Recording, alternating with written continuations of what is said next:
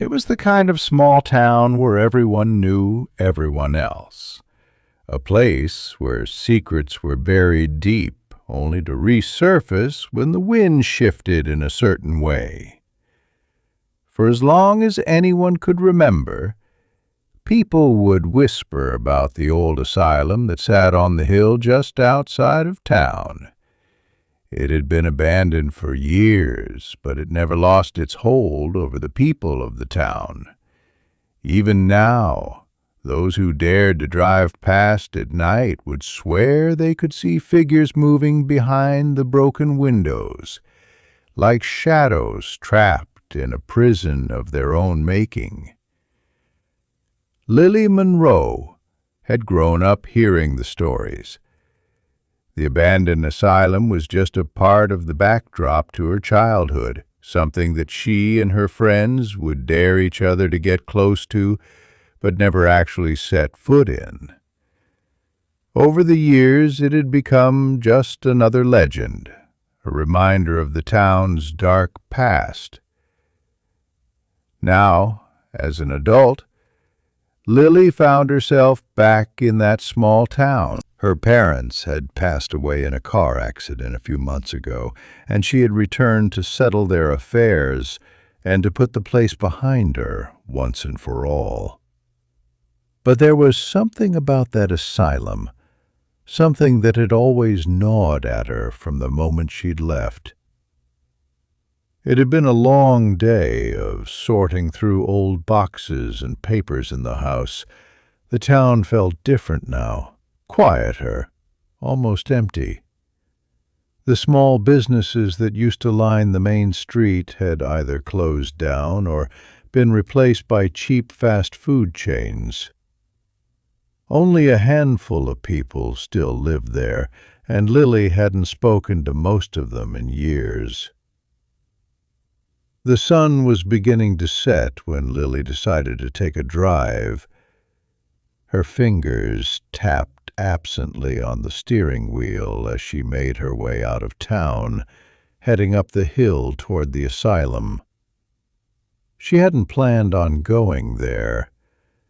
It wasn't even on her mind when she turned the corner onto the road that led to the asylum's dilapidated gates. Yet before she knew it, she was staring at the rusting iron gates, the road ahead of her twisting like a dark invitation. She pulled over, unsure of what to do. The place looked even worse than she remembered. The asylum had once been a massive looming structure, the walls of which seemed to pulse with something ancient, something alive. But now it was more like a rotting corpse, a skeleton of what it had been. For years, the town had kept its distance from the asylum. Rumors of strange occurrences had circulated since the building closed. Some said they'd heard screaming late at night. Others whispered about strange lights seen flickering in the windows. And then, of course, there were the rumors about the people who had been kept inside. Lily couldn't explain it, but something compelled her to get out of the car. She stood there for a moment, staring at the place, trying to shake the feeling that something was waiting for her. The asylum was built in the early 1900s, and for decades it served as a facility for the mentally ill. But it wasn't just any asylum. The facility had gained a notorious reputation due to the unusual treatments administered to its patients. Dr. Edwin Blackwell, the head psychiatrist at the time, was known for his unorthodox methods, things like lobotomies, electroshock therapy, and drug experiments that bordered on sadistic. In the 1940s, rumors began to spread about patients mysteriously disappearing from the asylum. Some said that they had been killed for scientific purposes. Others claimed that they had been sacrificed in occult rituals. No one knew for sure, but what was undeniable was the sudden spike in the number of disappearances in the years leading up to the asylum's closure in 1952. After the closure, the building remained abandoned for decades. The town tried to forget about it, but the memories lingered. The asylum had a dark history, but it had never fully disappeared from the collective memory of the townspeople. Lily knew all of this. She had grown up hearing her parents' hushed conversations about it. But that was all it was now. History. A dark, twisted chapter that no one spoke of openly. But standing there at the foot of the hill, the wind rustling through the trees, Lily couldn't shake the feeling that the asylum still had a grip on the town, on her. The wind picked up as Lily walked toward the gates. They creaked in protest, like the building itself was warning her to turn back. But Lily pressed on, her curiosity getting the better of her. She'd come this far. She had to know the truth about what happened here. The gates were not locked, and she pushed them open with surprising ease. The gravel beneath her feet crunched with every step as she made her way toward the front entrance. The building loomed in the fading light, its windows like dead eyes staring out at her. Every step felt heavier than the last, the air thick with something she couldn't quite place. As she approached the main door, she hesitated. There was a moment, a fleeting second, where she felt a strange pressure on her chest, like someone or something was watching her. But the rational part of her brain told her it was just her imagination. Still, when she pushed the door open, it groaned like a living thing, the hinges protesting the intrusion. The inside of the asylum was just as she expected, cold, dark, and decaying. The walls were covered in peeling paint, and the air was thick with dust, but there was something else, something more unsettling, a palpable sense of abandonment. Here was a distinct smell in the air, something musty and old, like mildew and decay. It was overwhelming, and it made her stomach turn. But Lily pushed forward. The main hallway stretched out before her, with doors leading off to different wings of the building. The floors creaked under her weight, echoing through the empty space. She tried to shake the feeling that the place was alive in a way that made her skin crawl.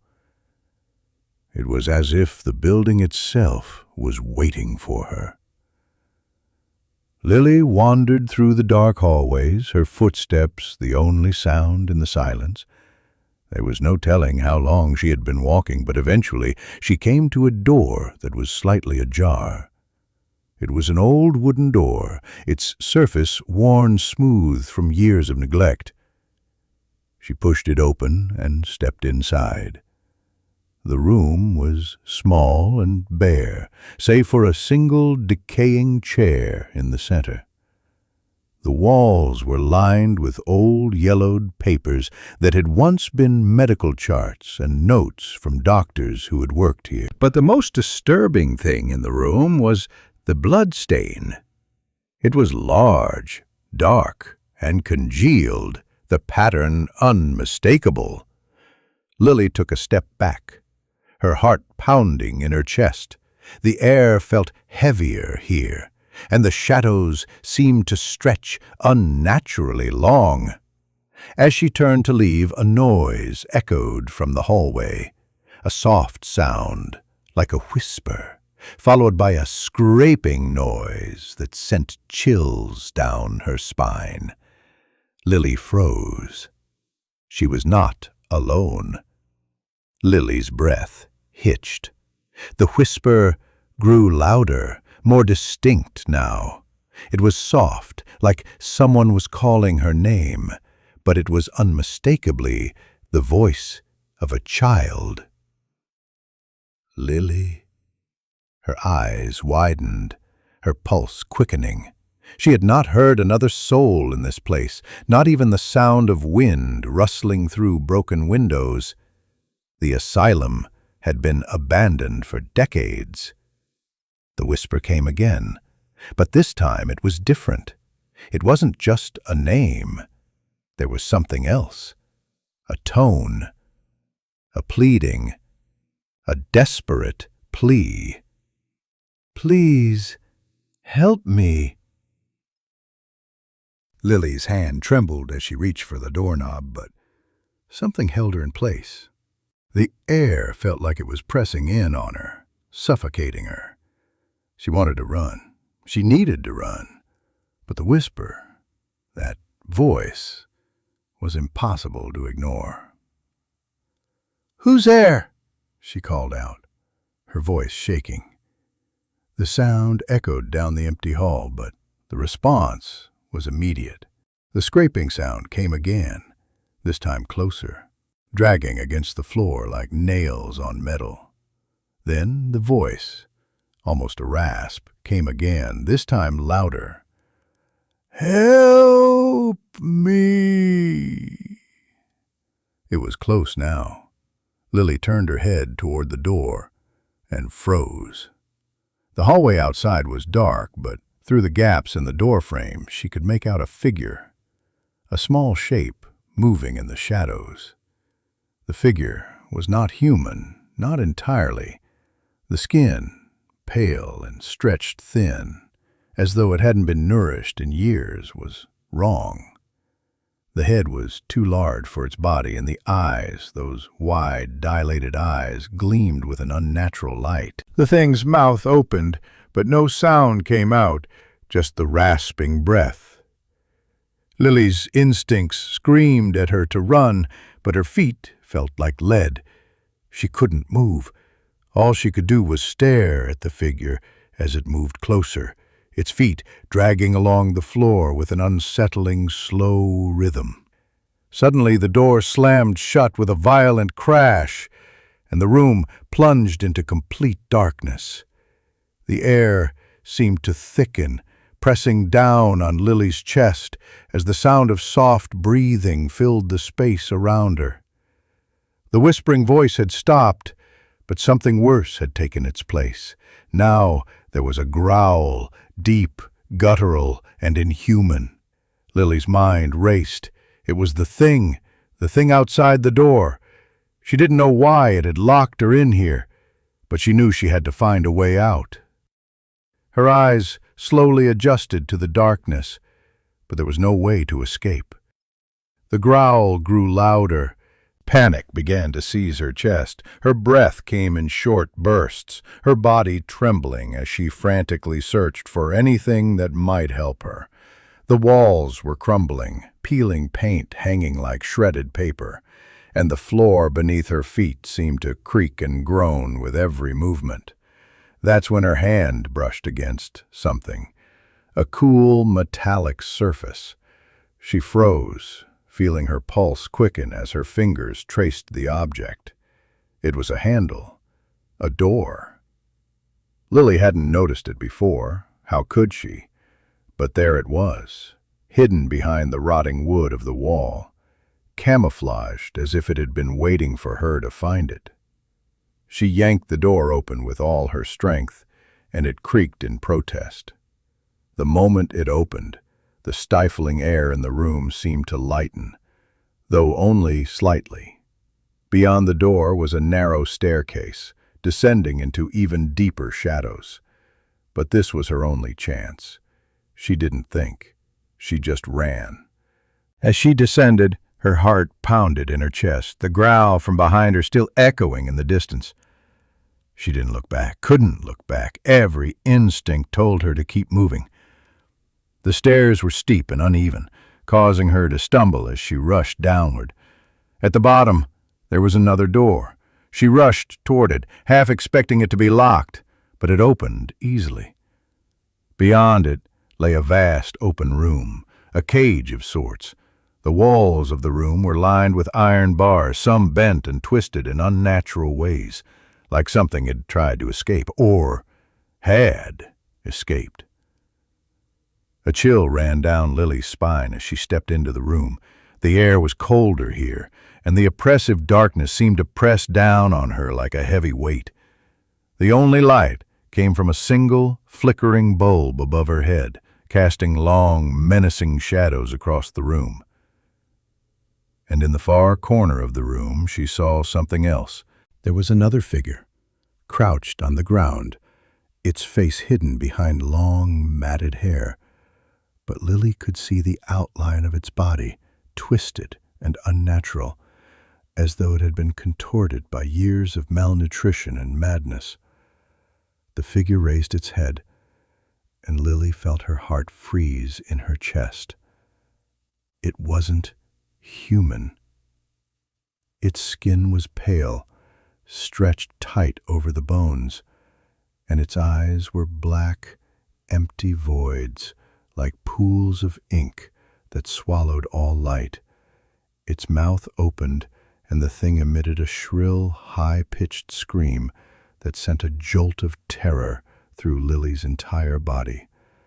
But then, the figure's voice, once shrill, began to change. It became familiar. Lily. The voice, her name, it was her. The voice came from the figure, and yet it was also coming from somewhere deep inside her mind, as though it was whispering to her from the farthest reaches of her memory. Lily took a cautious step back, shaking her head.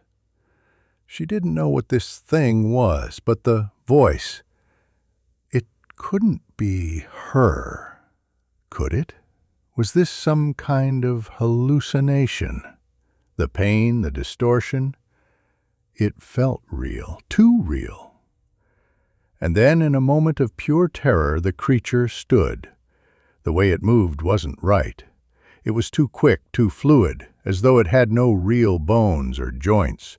The thing lunged toward her with a snapping sound, and instinctively, Lily shoved the door shut, hearing the sickening sound of its fingers scraping against the metal. She couldn't breathe. Her head spun and her legs threatened to give out beneath her. The thing had not been real, had it? But the voice, those eyes, her name, it was real. Lily found herself trembling uncontrollably. She was alone, trapped in the darkened room with only the memory of that horrific thing she had seen. She needed to understand what was happening. But there was a darker shift in the entries as she read on. Dr. Blackwell became fixated on one patient, Lily Monroe. The date on the page was from several years before she had been born. Patient 47, Lily Monroe. Subject of interest due to her unique ability to survive extreme trauma and psychological manipulation. Experimentation will continue. Her breath caught in her throat. This couldn't be right. How could it be? The Lily Monroe in the diary couldn't be her. Could it? Her hands flew through the pages, each more disturbing than the last, until she reached the final entry, dated the day the asylum had been shut down. The last words Dr. Blackwell had written were, "The experiment has failed. There is something else inside her. It is not human, but it will never leave." Lily's hands trembled as she closed the doctor's diary. Every word was a terrifying revelation. Lily Monroe, the name that had been etched into her mind for years, wasn't just a coincidence. This place, this asylum, had been her beginning. She felt the walls of the room press in on her, as if the very air was trying to suffocate her. The voice, the creature, it was real. But the question burned in her mind. What happened to the patients here? What had Blackwell truly done to them? And why had he written about her? Someone who had no recollection of ever being a patient. She could feel the weight of a long-forgotten past pressing down on her, pushing her to the brink of madness. Suddenly, the room seemed colder. A draft blew from the corner where the small desk stood, and Lily instinctively turned her head. There was something odd about that corner, a faint glimmer of something hidden, something tucked away, almost like a door. Without thinking, she rose from the desk and walked toward the corner. The wooden paneling was chipped and cracked, but as she ran her fingers over the surface, she felt something peculiar. A small indentation, no bigger than the width of her hand, marked the edge of one of the panels. She pressed it, There was a faint click, followed by a sharp creak. The panel slid open, revealing a narrow passageway leading into the darkness. Lily hesitated for only a moment. The way forward seemed impossible, too terrifying, but she had no choice. She couldn't leave until she found out the truth. Her heart pounded in her chest, and she squeezed through the narrow space, pushing herself forward, further into the dark heart of the asylum. The passage seemed to wind down, descending further than she had thought possible. Each step echoed, the sound magnifying in the confined space. Her hands shook as she closed the book, the weight of its contents crashing down on her. The creature, the thing she had seen, wasn't just some ghost or figment of her imagination. It was inside her. But the question remained, why had Blackwell's ritual failed with her? Why hadn't the entity taken full control? Was it still inside her, waiting for the moment to break free? The coldness in the room grew more oppressive, and a low growl reverberated through the walls. It was as though the building itself was alive, reacting to her discovery. Suddenly, she heard a faint rustling sound behind her. A presence. It wasn't human, and it wasn't alone. She spun around to find herself face to face with the figure from before, the thing from the hallway. Its body was twisted, unnaturally elongated, and its eyes gleamed with that same abyssal darkness. The creature's mouth opened, revealing rows of sharp teeth that dripped with something that wasn't saliva. "You found the truth, Lily," it rasped. But truth is only the beginning.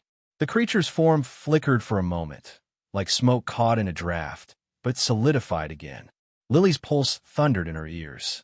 This thing, this entity, was the culmination of everything Blackwell had sought to control.